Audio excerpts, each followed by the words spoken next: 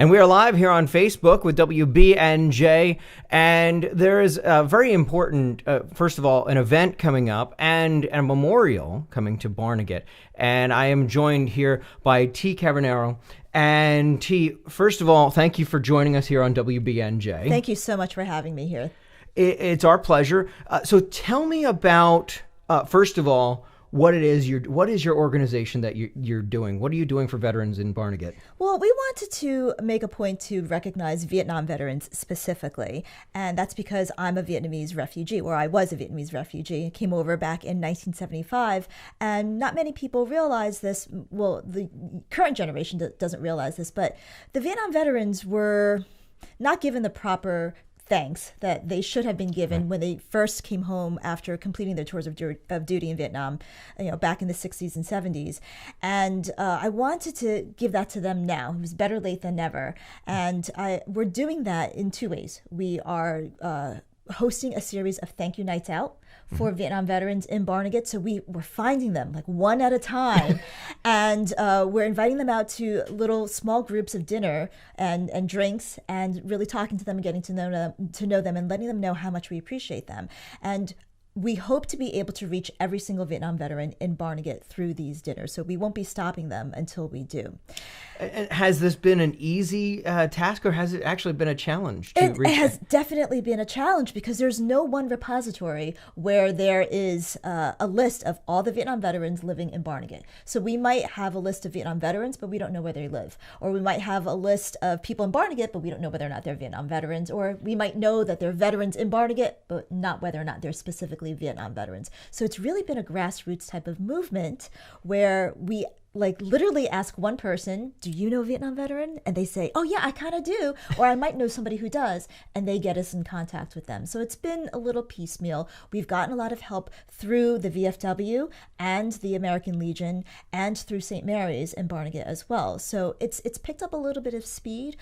Some of the newspaper articles that have written up things about us have helped a little bit as well, but it's not nearly as all-encompassing as we originally thought that it would be. So yeah, it's been a little bit of a challenge. So, well, first and foremost, as somebody's hearing this, seeing this either on Facebook, YouTube, or on the radio, if you know a Vietnam veteran, make sure that you reach out so that kind of stand up and be counted type of mentality. Yes. So, tell me about the memorial. Where does that all start? And that's the second part of our thank you for the Vietnam veterans in our area as well. The first part was the dinners, but then we also wanted to create a memorial. So we decided, and we're calling it a monument too, because it's there's still many veterans who are still with us, and we thought that was important to let them know how much we appreciate them while they're still here. And so the monument came about where I wanted to be able to reach a larger group of people all at once, and we also wanted to set an example and perhaps inspire other towns and countries all across the United States, not just in New Jersey, to see that, okay, well, if two people like my husband and I, who are funding this completely, we haven't asked for any donations. And we haven't asked for any donations, not for the thank you nights either. So we're funding all of this completely because we want it to be a token of appreciation coming from the family of a Vietnamese refugee. And so we thought that would mean something a little extra to the veterans. And so not to say that we haven't been offered donations, we have been, but we've refused them. So we decided to build this monument, and the monument is currently getting created right now, and it's going to be installed and dedicated and then revealed on the very first National Vietnam Veterans Day, which is going to be a Thursday, March 29th of this year, and it'll be happening at 12 o'clock at Gazebo Park right downtown in Barnegat. And that's where the monument will be installed, on display? Yes. So there are two other war and civic memorials that are displayed there right now, that are installed there right now, one for veterans and one for emergency personnel. And so and they're both at the base of the flagpole, and our monument is going to be at the base of the flagpole with them. It's not going to be larger than theirs because we didn't want to offend anybody with that. And so it's going to be also at the base of the flagpole, but it's actually going to be facing the street instead of facing inside the park. And we liked positioning it there because for those who live in Barnegat and are familiar with the area, there's a traffic light right there. So when cars stop and they happen to look around, they'll be able to see this monument, which we have right behind us, a mock-up of it. They'll be able to see something that may, catch their eye, right, especially with the colors that are going to be on there. And we're hoping that will pull people in to explore the park and other aspects of the park and the other monuments there as well. So what we're looking at here is an example of what it will look like. Yes, exactly. So this is life size. It might be a little tiny bit smaller, but this is life size. And so it'll be on black granite, and it'll have the 3 flags up at the top, the 3 symbols at the top, the American flag, the POW MIA flag, and then the South Vietnamese flag next to it. And then underneath there it says "Welcome Home, Vietnam Veterans." And we chose the word "welcome home," the phrase "welcome home," because when we interviewed other Vietnam veterans, we learned that was a phrase that was never spoken to them. And so when they hear that, specifically for Vietnam veterans, it really strikes a chord and it makes them feel really good because they never got that welcome back home. So it says "Welcome Home, Vietnam Veterans." That's the biggest message. Underneath it says "In memory and honor of all those who served, died, or remained missing in the Vietnam War." And it's presented in gratitude by the Vietnamese community of New Jersey. And underneath there is a Vietnamese phrase. And that Vietnamese phrase says "Cảm ơn các bạn." And that means thank you to all of our friends. So it's very all-encompassing, with that phrase. So what is the official title for the date? So it's a Veterans Day for Vietnam veterans. Correct. So the official date is always going, prior to last year, every state had a Vietnam Veterans Day. And it was all different days throughout the year because it was up to each state. So last year, President Trump signed, through an act of Congress, made March 29th the official National Vietnam Veterans Day. Yep. So here locally in Barnegat, what are some of the things that we can expect that day in Gazebo Park? Well, we have a lot of people coming, and we invited everyone and their brother basically to come, all the Vietnam veterans, but also we invited a lot of dignitaries to come to show their support for the veterans, because what we wanted to show them was that, the veterans in Barnegat, it's not like we live in New York City or LA or some other really, really big city. We're Barnegat, and we're a small town, but we're a really proud town to be small too. And I wanted the veterans to realize that every veteran, every Vietnam veteran in every single little town was really important enough for some of these higher dignitaries like the state senators and state level commanders and national commanders, a lot of different high level veterans groups and government officials to come and show that Barnegat Vietnam veterans are really, really important to them, and that something like this is really important to them. This is great. Obviously all Vietnam veterans matter, but especially in this case, Barnegat Vietnam veterans, we want to reach out to you. So hopefully we're reaching you. If you're not already aware of the monument and, of course, the big day on March 29th, where can someone reach out to you, get more information, follow you on Facebook? Yeah, we actually created social media pages on both Facebook and Twitter, and it's pretty specific and pretty clear. And the one on Facebook is called "Thanking Vietnam Veterans in Barnegat." So if you have any question about where to find, you can look for it there. And then on Twitter, the name couldn't be as long because of Twitter limitations, but on Twitter, it's called "Thanking Viet Vet." So we try to mirror whatever's on Facebook. We try to mirror that on Twitter, but we do a lot of updates on Facebook. So some of the attendees, like we mentioned before, we update them, and we update them on a list that we post on Facebook. And you can message us on there. You can post something on there. And a lot of the newspaper articles that have done articles about us in the past, they've included our email address and phone number.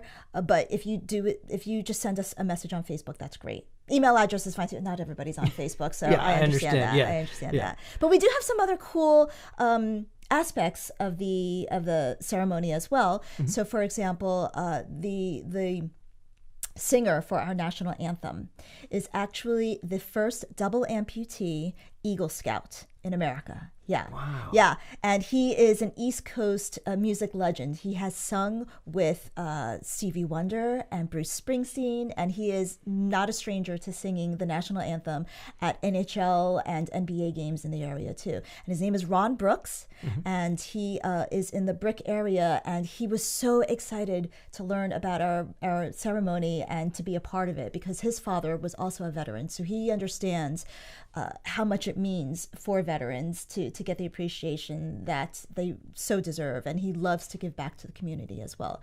So that's our national anthem singer. And then we also have, for our guest speaker, our keynote speaker, we have Jonathan T. Gilliam. It's spelled Gilliam, but it's pronounced Gilliam. And he is a security advisor, an expert that you always see on, let's say, Fox News or CNN. Yeah. And he is also a best-selling author of a book that he just wrote called Sheep No More. So his military background is quite impressive, where he was a Navy SEAL and an FBI special agent, and a federal air marshal, and a national security advisor. So I mean, he's done quite a bit, and he's coming down to Barnegat, That's awesome, to show our Barnegat Vietnam veterans how much they mean to everyone. That is amazing. And you couldn't have asked for a better location for the event and the memorial and the monument because Gazebo Park, it's such a nice place, and with all the recent refurbing that they've done to the area, it's a beautiful place. WBNJ is going to be there. We are excited to be a part of this. We're very honored that you invited us to be a part of it, and we'll be carrying as much of the ceremony live as possible because we know that not everybody can make it out. Right. Especially if somebody's a shut-in and they're not able to get out. Maybe they're a Vietnam vet and they just can't get out. Right. But with what we're doing, we'll bring it to the radio, we'll bring it to Facebook Live, we'll bring it to YouTube so that more and more eyes and ears can know the great thing that you're doing with this monument. Well, thank you for that. And we've gotten a lot of support also from our local veterans groups, from the VFW and also from the American Legion. And after the ceremony, there's going to be a celebration hosted by the American Legion as well. And at the American Legion, there's so much going on. I know, and more. I know, exactly. And also, because the ceremony didn't have the space or the facilities, really, it just logistically wasn't. It didn't make sense to do this. But the Exercise Tiger Foundation, which is a national organization that helps to recognize the forgotten heroes, they are recognized by the Department of Defense, who supplies them with commemorative Vietnam veteran pins. And so there's going to be a pinning ceremony for all the Vietnam veterans who have not ever received a commemorative Vietnam veteran pin as well. And that will be taking place at the American Legion afterwards. And so we are expecting a very large crowd. We're expecting hundreds of just veterans themselves. And we're working with our township. They already know about, I gave them a heads up about this, and the chief of police, he has also been given a heads up about this to help us with parking and traffic control and everything. Yeah, because that's going to be an issue, unfortunately, too. But fortunately, because we love being able to see how much of a response we're getting from everyone. But yeah, so there's so much more, and we're not even close to the ceremony yet. We have over a month away, and we still keep on getting people who are interested in coming and participating and partnering with us for this. So we're really excited about it. So what time is everything kicking off on the 29th? It is kicking off at 12 noon, March 29th, Thursday, at 12 noon. It will be kicking off then, and it might be harder for some people who are working, who might have school, because we do have the Barnegat Navy Junior ROTC team providing the color guard for us. That's and great. we've also invited the area Boy Scouts to come, because we feel it's really important to try to bridge that gap between the children of today and the veterans of yesterday, so that they can really gain a good appreciation and understanding of why this is important. And actually, right before we came here, we just had a presentation at the Barnegat High School with the junior ROTC team, explaining to them what exactly it is that they're participating in, so that it's not just like this exercise that they're completing. You know, there's some meaning behind it. And a lot of veterans have also forewarned us that it's going to be a very emotional thing for them. So in a good way too, you know, a little cathartic probably. And we wanted to help the ROTC students understand why that's the case with them. Mm-hmm.